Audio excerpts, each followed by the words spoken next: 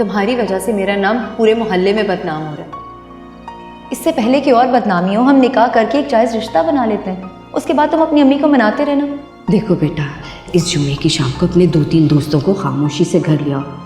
एक बार निकाह हो गया ना तो कोई भी किसी तरह की तुरम खानी नहीं कर सकेगा। निकाह के बाद सारे मामला तय करते रहेंगे।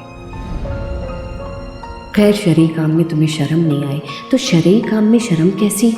जवेरिया से एक न एक दिन तुमने शादी करनी थी, तो देर कैसी? अम्मी, आप इस वक्त तक सोई नहीं? खैरियत है ना?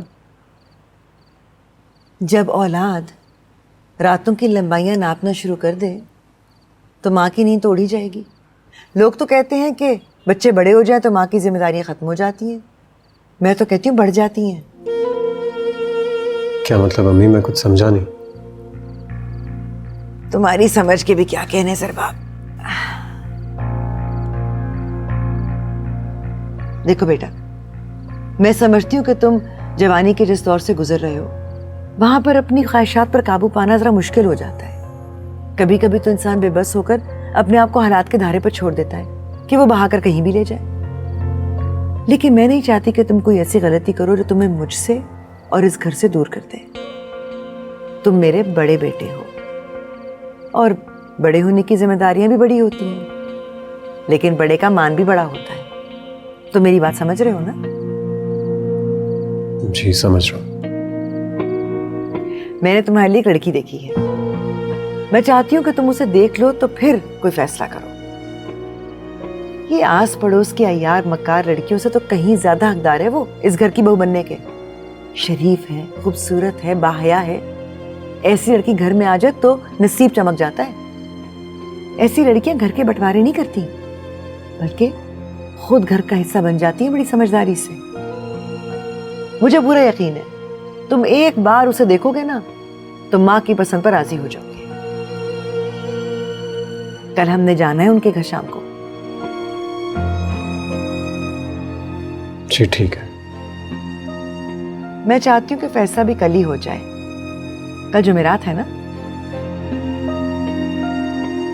चलो बेटा, आप उठो, जाओ जाकर सो जाओ, रात बहुत हो गई है। तुमने सुबह जल्दी उठना होगा ना दफ्तर के लिए। जी।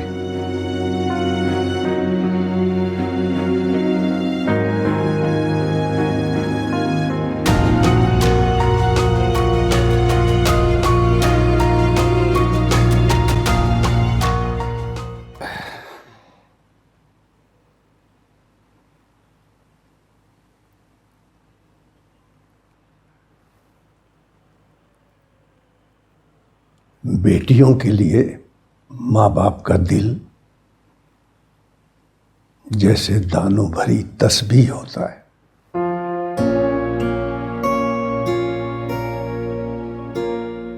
हर लम्हा, हर पल दुआ का दाना गिरता ही रहता है।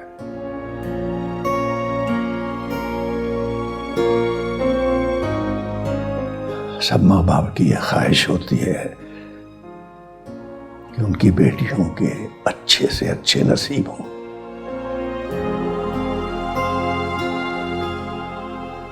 हर बाप ये चाहता है कि उसकी बेटी अपनी जिंदगी में दुनिया का तमाम सुख, तमाम नेमतें पाए, खुशियां पाए, मोहब्बतें पाए। मगर इल्मा बेटी दुनिया का सबसे बड़ा सुख और सबसे बड़ा इत्मीनान जानती हो क्या है? इंसान की खुददारी, उसकी इज्जत नफ्स का एहसास, उसका वकार से उठा हुआ सर। ये बड़े बड़े बंगले में ऊंचे ऊंचे शानदार लोगों के दरमियान जिल्लत और तहकीर से जिए जाने से बेहतर है एक छोटे से घर में आम और मामूली अफराद के साथ इज्जत और वक़ार से जिया जाए।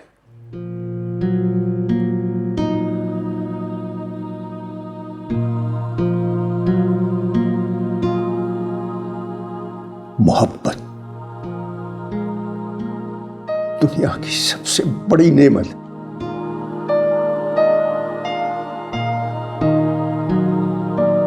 मगर जहां इज्जत का सवाल पैदा हो जाए वहां मोहब्बत से हाथ उठा लिया करते।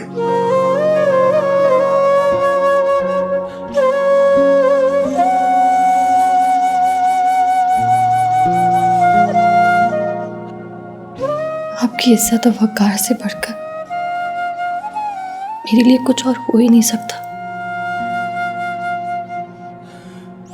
इल्मा बेटी, क्या तुम मुझे इख्तियार दोगी कि मैं तुम्हारी जिंदगी के मुतालिक फैसले अपनी मर्जी से कर सकूं?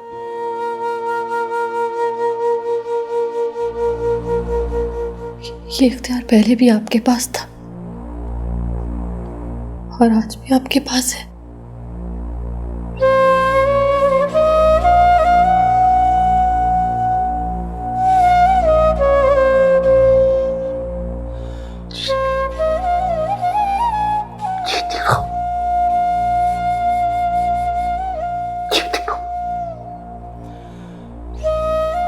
दुनिया की तमाम खुशी देखना तो है नसीब।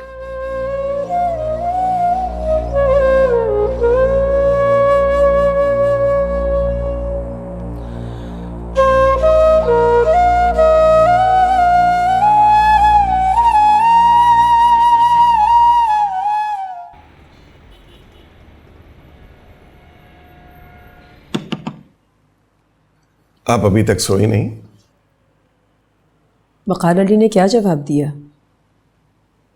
मैंने उसे अपना मकसद बता दिया है, सवाल जवाब का इख्तियार नहीं दिया, और मैं अच्छी तरह जानता हूं कि वो मुज़ाहमत नहीं करेगी। लेकिन अगर उसने रामिश से वो रामिश से कुछ नहीं कहेगा। मुज़फ़्फ़र साहब, आपको यकीन है कि वो या उसकी बेटी रामिश से कुछ नहीं कहेंगे? क्योंकि आज से पहले मैंने रामिश को कभी किसी भी मामले में इतना फैसला कुन अंदाज में बात करते नहीं देखा। उसने तो मुझे डरा ही दिया है। तमकनत बेगम, मैं अपनी औलाद से डर के या सर झुका के जीने का कायल नहीं हूं। मैंने अपना खेल खेल लिया। अब अगर वो सियासत करेगा मुझसे तो मैं भी इस मैदान का खिलाड़ी हूं। आओ रामिश।